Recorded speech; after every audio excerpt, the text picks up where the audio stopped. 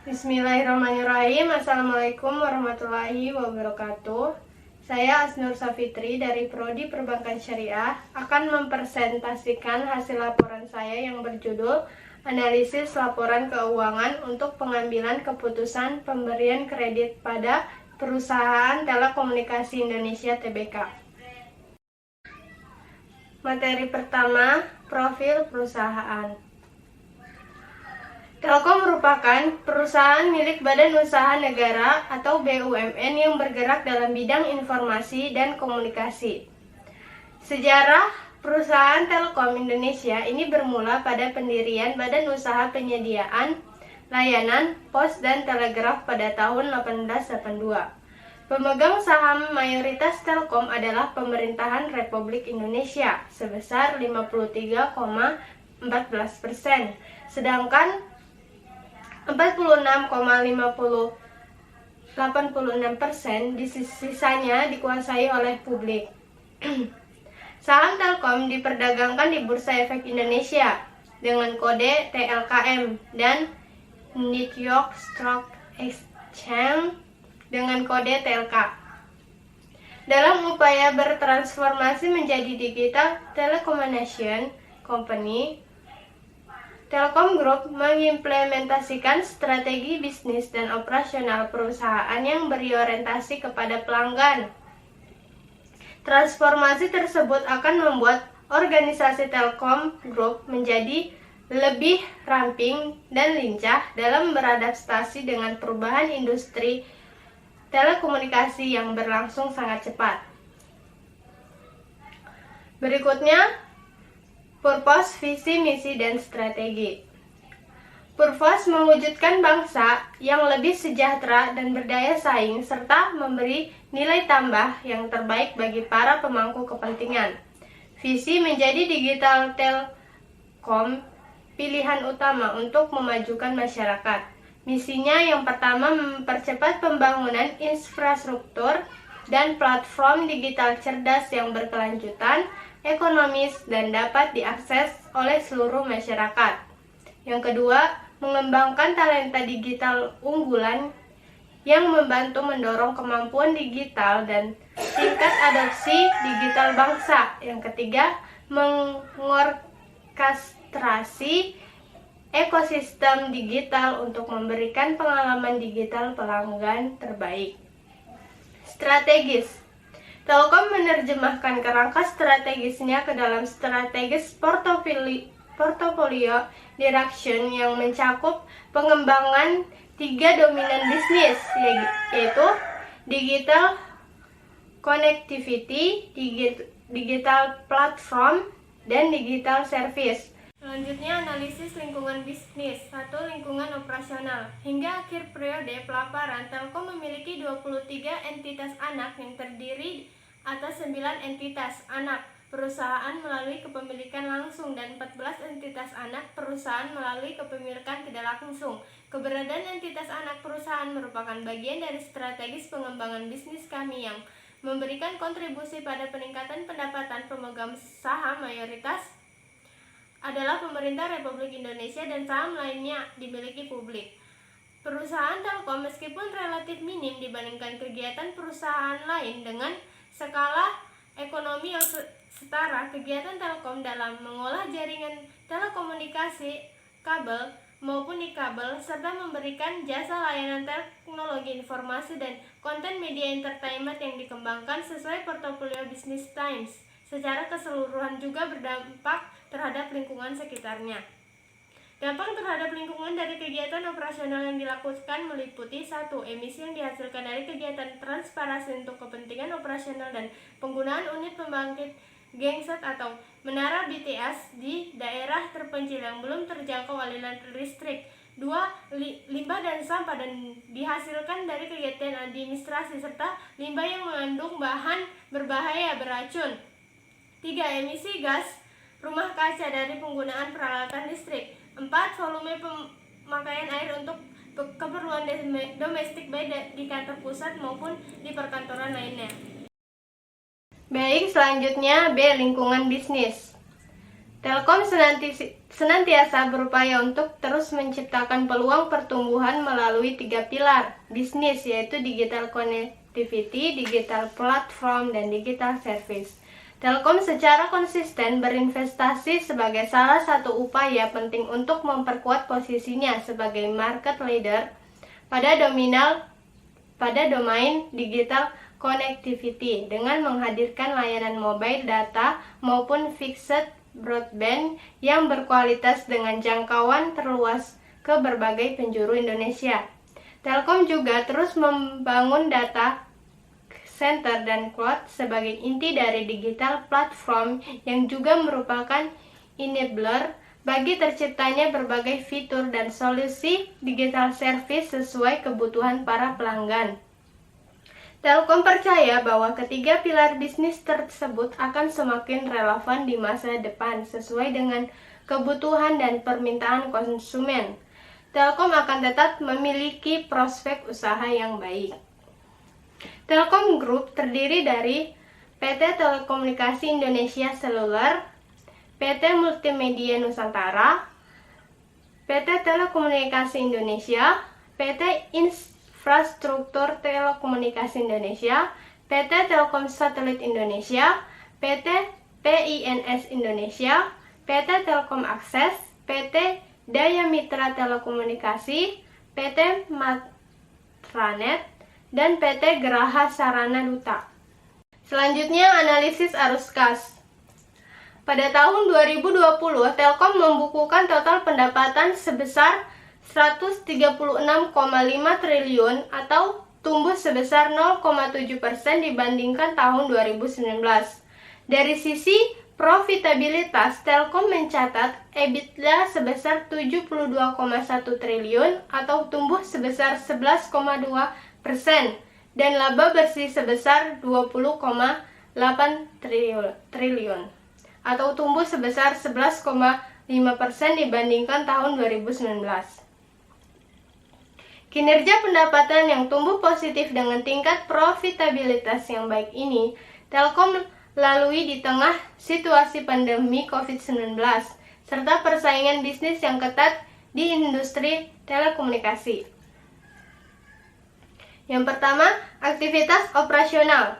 Sumber data likuiditas perusahaan adalah dana berasal dari kegiatan operasional kas yang diperoleh dari aktivitas operasi mengalami peningkatan dari 13 miliar 55 juta rupiah di tahun 2019 meningkat menjadi 17 miliar 603 juta rupiah di tahun 2020 yang kemudian meningkat lagi menjadi di akhir 2020. Hal ini memungkinkan karena kinerja perusahaan di tahun 2019 dan 2020 yang baik. 2. Aktivitas investasi atau investing adalah perolehan dan pelepasan aset jangka panjang serta investasi lain yang tidak termasuk setara kas. Arus kas yang digunakan untuk kegiatan investasi di tahun 2020 mencapai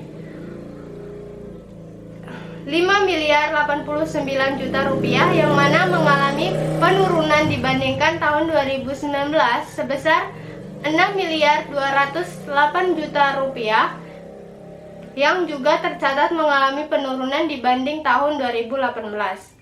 3. Aktivitas pembiayaan ialah kegiatan pemilik dan manajemen perusahaan untuk mencari sumber modal atau sumber eksternal dan internal untuk membiayai kegiatan bisnis.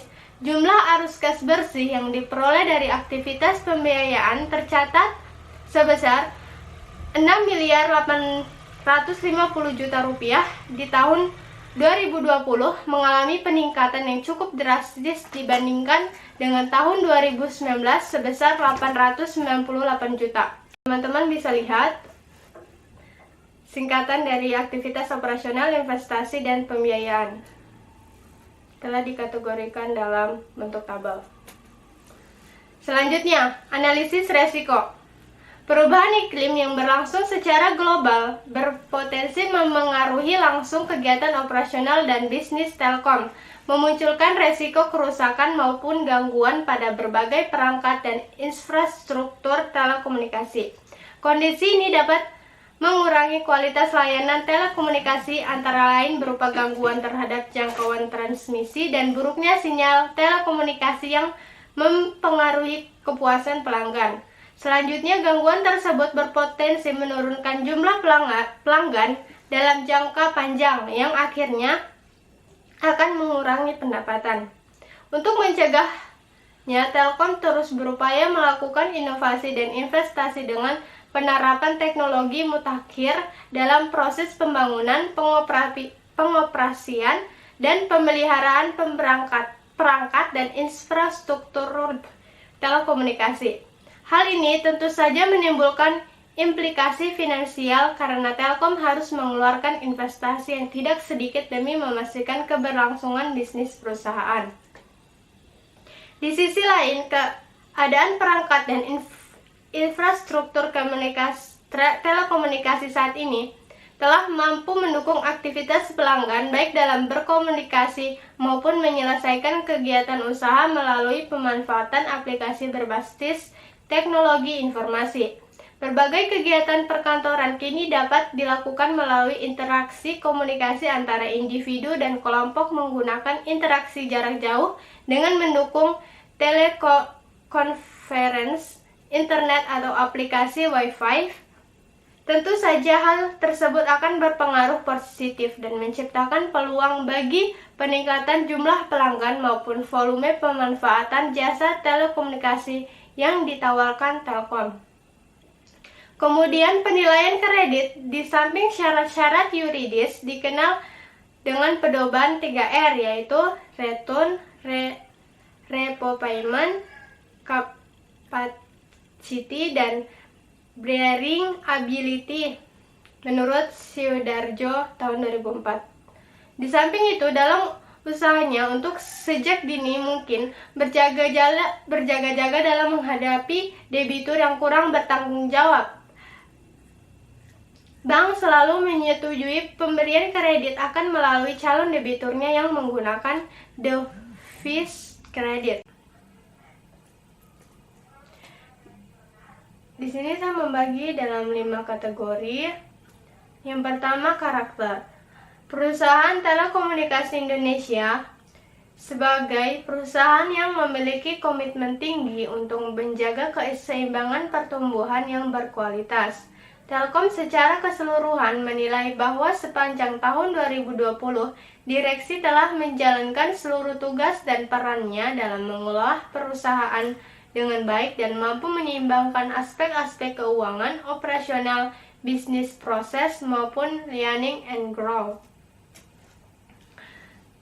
Yang kedua, capacity. Dilihat dari kemampuan perusahaan telekomunikasi Indonesia dalam melunasi kewajibannya dan fluktuasi kewajibannya, perusahaan telekomunikasi dari tahun 2018 hingga tahun 2020 jumlah hutang meningkat dengan rincian sebagai berikut. Kapital, jumlah permodalan perusahaan telekomunikasi Indonesia dari tahun 2018 sampai tahun 2020 mengalami peningkatan dengan rincian sebagai berikut. Tahun 2018 Yang keempat, kolateral.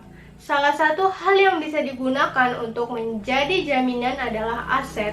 Melihat tren dari tahun 2018 hingga 2020, jumlah aset yang dimiliki PT Telekomunikasi Indonesia mengalami peningkatan. Selain itu, bisa menggunakan rasio, salah satunya adalah ROI, ROA, dan ROE. Yang terakhir, jika dilihat dari segi pendapatan yang merupakan indikator penjualan produk terhadap konsumen, jumlah pendapatan perusahaan telekomunikasi Indonesia mengalami peningkatan. Selain menggunakan 5 C tersebut, kreditur bisa menggunakan analisis rasio meskipun tidak keseluruhan, namun minimal bisa mengambil 3 untuk menjadi acuan dalam perhitungan rasio. Di sini saya memakai 3. Yang pertama rasio likuiditas, yang kedua rasio profitabilitas, dan yang ketiga rasio solvabilitas. Analisis dan tabel perhitungan. Teman-teman bisa lihat di sini ada tabel analisis likuiditas. Selanjutnya tabel analisis profitabilitas. Dan yang ketiga analisis solvabilitas. Baik. Simpulan rekomendasi. Berdasarkan analisis lingkungan maupun rasio yang telah saya lakukan dengan melihat data-data di laporan tahunan Perusahaan Telekomunikasi Indonesia (TBK), saya sebagai seorang analis keuangan akan memberikan rekomendasi setuju dalam memberikan kredit atas pembiayaan terhadap perusahaan ini. Karena dilihat dari sisi lingkungan bisnisnya, perusahaan ini dapat dikatakan mampu untuk bersaing. Dari sisi arus kas, jika dilihat dari sisi aktivitas operasional, investasi, dan pendanaan dalam kurun waktu 3 tahun terakhir pun cenderung meningkat, meskipun di tahun 2019 terjadi sedikit penurunan. Baik, itulah hasil analisis laporan saya.